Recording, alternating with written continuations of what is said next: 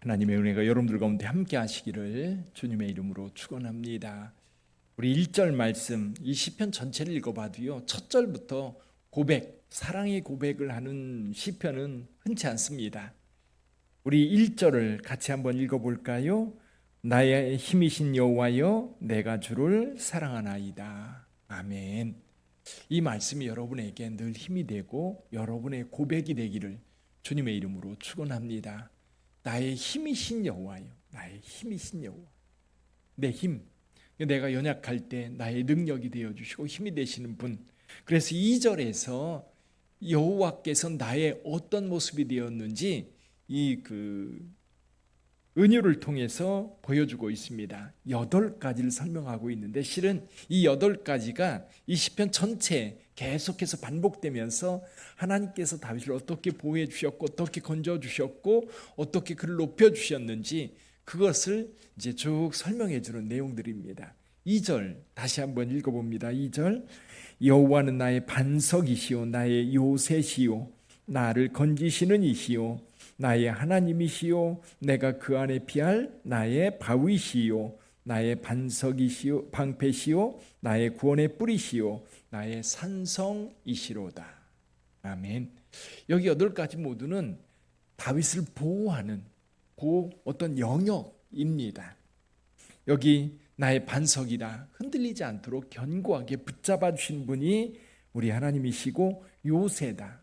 그리고 요새는 이 견고한 곳에 이렇게 세워져 있어서 그곳에 숨으면 다른 사람들이 와서 침범하기도 어렵고 찾기도 어렵고 그런 요새.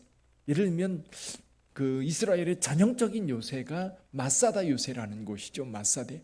아마 이 마사다의 요새에 이 사무엘 그 상에 보면 요새라는 말로 되어 있는데 그 요새가 이 마사다 요새였을 것으로 보입니다. 그 사방이 여러분 그 높이가 그 사해바다보다 400m 정도 높아요. 절벽으로 이루어진 겁니다. 우리 여기 계양산이 약 390m 정도 되거든요. 그러면 이 바닥에서 그 높이 정도 절벽으로 이루어졌다고 생각하면 아마 비슷할 겁니다. 그 정상에는 한 1제곱킬로미터 정도의 넓은 공간이 있는데 거기 그 중간중간에도 숨을 곳이 참 많지요. 엔게디 요새라고 하는 곳이 있었지요. 엔게디. 여기 다윗의 폭포가 있고 그 계곡 올라가면서 여기저기 동굴이 있을 뿐만 아니라 숨을 곳이 참 많다. 하나님께서 다윗의 숨을 곳이 되어 주셨던 겁니다. 왜 다윗이 이렇게 하나님의 도움을 받을 수밖에 없을까? 첫째는 연약하기 때문일 거고요. 또 한 가지는 다윗을 해하려고 하는 악한 원수들이 너무나 많기 때문에 그렇습니다. 사울도 그랬고요. 자기 아들 압살롬도 그랬고요. 또 주변 나라들, 그런 블레셋이라든지 주변 암몬, 모압 여러 주변 나라들 많은 사람들이 다윗을 해하려고 그렇게 공격하기도 하고 모함하기도 하고 치기도 했습니다. 그래서 오늘 본문의 말씀에 다윗이 이런 어려움 속에서 구원을 받았다라는 이야기를 오늘 여러 번 반복하고 있는데 어제도 우리가 그런 말씀을 나눴지요. 빌립보서 2장 12절 말씀 두렵고 떨림으로 너희 구원을 이루라 말씀하고 있는데 궁극적으로 우리 하나님께서 우리를 구원해 주셨지만 또 일상 속에서 날마다 구원을 맛보며 살아야 되는 거죠. 다윗 같은 경우는 이 날마다 일상 속에서 하나님의 구원을 맛보면서 살았던 사람. 그래서 시편 18편의 고백으로 하나님 앞에 기도할 수 있었던 사람, 하나님 앞에 찬양할 수 있었던 사람. 오늘 본문의 말씀에 몇 가지 나오는데 여러분 구원, 다윗이 받은 구원은 어떤 구원일까? 첫째는요, 하나님의 구원은 성전에서 응답해 주시는 것이다. 우리 6절을 한번 볼까요? 6절 같이 한번 읽어봅니다. 내가 환난 중에서 여호와께 아뢰며 나의 하나님께 부르짖었더니 그가 그의 성전에서 내 소리를 들으시며 그의 앞에서 나의 부르짖음이 그의 귀에 들렸도다. 아멘. 여러분 우리가 부르짖으면 하나님께서 성전에서 응답해 주신다. 성전에서 반응해 주신다. 여러분 성전은 2가지가 있습니다. 하나는 지상 성전이 있고 또 하나는 어디에 있어요? 하늘 성전이 있어요.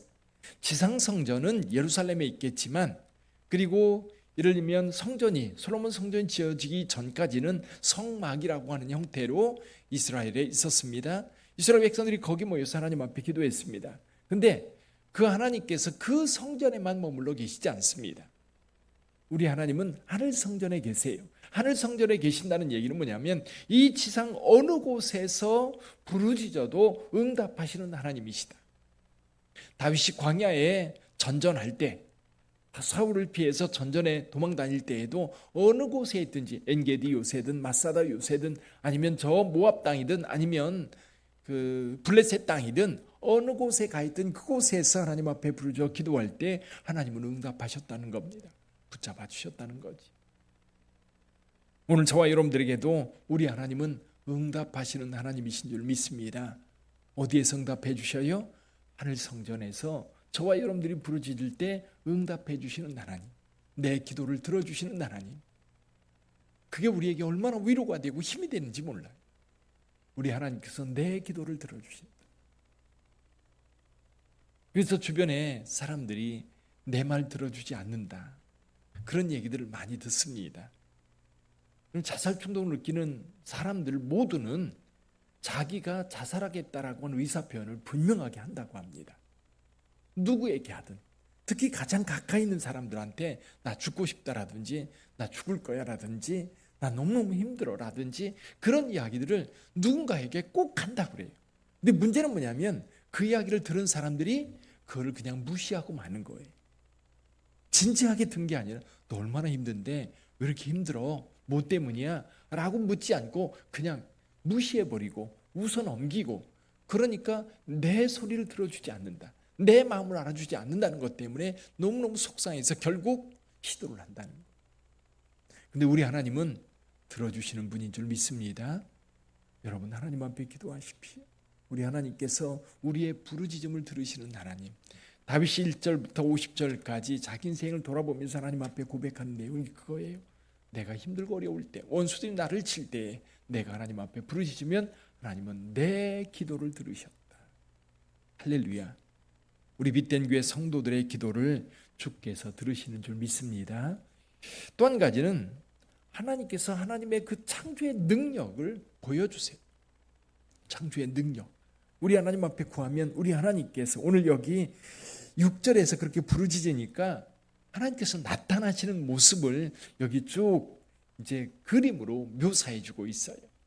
어떻게 묘사하고 있습니까? 이에 6절에 보면 다윗이 하나님 앞에 기도했습니다. 성전에서 응답하시는데 어떻게 응답하세요? 이에 땅이 진동하고 산들의 터도 요동하였으니 그의 진노로 말미암음이로다.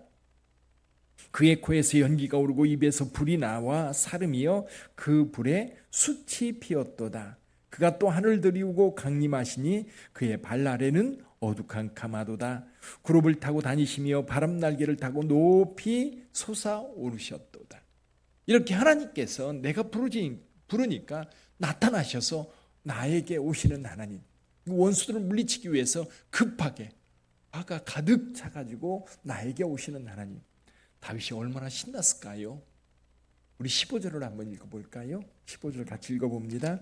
이럴 때에 여호와의 꾸지람과 콧김으로 말미암아 물밑이 드러나고 세상의 터가 나타났도다. 우리 하나님의 창조물이 그대로 드러나 있는 모습. 여러분, 하나님께서 저와 여러분들에게 그 구원의 역사를 이루셨어요. 그리고 또 여러분, 오늘 또 여전히 하나님은 우리와 함께 하십니다. 어디에서 그것을 확인할 수 있어요? 여러분, 새싹이 돋는 곳에서 볼 수 있고요. 무더운 여름이 지나고 서늘한 가을이 다가오고 있는 이 모습 속에서도 하나님의 살아계심을 보게 되는, 가을에 맺어지는 열매를 통해서도 파란 하늘에 하얀 구름이 떠가는 모습을 통해서도 우리 하나님의 모습을 우리는 맛볼 수 있는 겁니다. 여러분들이 사모한 마음을 가지고 있을 때, 여러분이 하나님을 부를 때, 부르짖을 때 우리 하나님께서 우리에게 언뜻 보여주시면서 내가 여기 있다 말씀해 주셔요. 내가 여기. 하나님의 피조물 속에 하나님은 함께하고 계세요. 그곳에 하나님의 창조의 능력이 있고요, 그곳에 하나님의 구원의 역사가 있다는 것을 우리는 종종 확인하게 됩니다. 또 하나의 구원은 뭐예요? 또 하나의 구원 16절 한번 읽어볼까요? 16절 같이 읽어봅니다. 그가 높은 곳에서 손을 펴사 나를 붙잡아 주시며 많은 물에서 나를 건져내셨도다. 17절 나를 강한 원수와 미워하는 자에게서 건지셨으며 그들은 나보다 힘이 세기 때문이다. 그 원수들이, 그 악한 자들이 힘이 세기 때문에 나는 그곳에서 벗어날 수 없습니다. 하나님의 은혜가 아니면, 하나님의 손길이 아니면 벗어날 수 없는 상황. 그래서 하나님의 구원은요, 여러분, 평안입니다. 하나님의 구원은요, 안전이에요. 안전. 이런 홍수 같은 그런 홍수가 떠밀려올 때 하나님이 나를 건져주셔서 안전한 곳에 있다 보니까요, 평안해요. 평안한 곳에 있다 보니까 하나님의 구원의 은혜에 대한 감사, 기쁨이 있는 거예요. 그래서 구원받은 성도들은 여러분 삶 속에 항상 뭐가 있어요? 안전하다고 느껴지는 거예요. 그래서 하나님께서 사랑하는 자에게 뭘 주셔요? 잠을 주시는 거예요. 잠을 쉬는 이유는 잠을 잘 수 있는 건, 우리가 편안하게 저녁에 잠을 잘 수 있는 건 내일 일어날 수 있다고 하는 기대감이 있기 때문이거든요. 내가 병들었어도 그럼 그것 때문에 낙심하고 좌절하지 않는 것은 하나님의 치유를 믿기 때문이잖아요. 내가 지금 조금만 살기 힘들고 어려워도 내가 그것 때문에 낙심하고 그것 때문에 내 삶이 무너지도록 내버려 두는 것이 아니라 다시 일어날 수 있는 것은 우리 하나님께서 나와 함께 하신다고 하는 믿음 때문이, 그 믿음이 우리를 온전하게 세울 뿐만 아니라 견고하게 하는 줄 믿습니다. 사랑하는 성도 여러분, 그래요. 믿음이 있는 사람들, 하나님의 구원의 은혜를 경험하는 사람은 날마다 경험하는 거예요. 날마다. 도로에 차들이 그렇게 많이 다닐 때에도 내가 평안한 마음으로 길을 걸을 수 있는 것은 하나님이 나를 보호하신다고 하는 믿음이 있기 때문에 그래요. 가끔 그럴 때 있잖아요. 길을 걸어가면 저 차가 나한테 달려들면 어떡하지? 저 횡단보도에 서 있다가 얼마 전에 시청 앞에서 한꺼번에 9명이 죽었어요. 그 생각하면 그런 생각이 들어요. 그 횡단보도 옆에 서 있다가도 전봇대 뒤에 슬그머니 가서 서는 그런 마음들이 우리 가운데 있잖아요. 그러면서도 그 순간 무슨 생각을 해요? 우리 하나님께서 나를 지켜주시지. 할렐루야.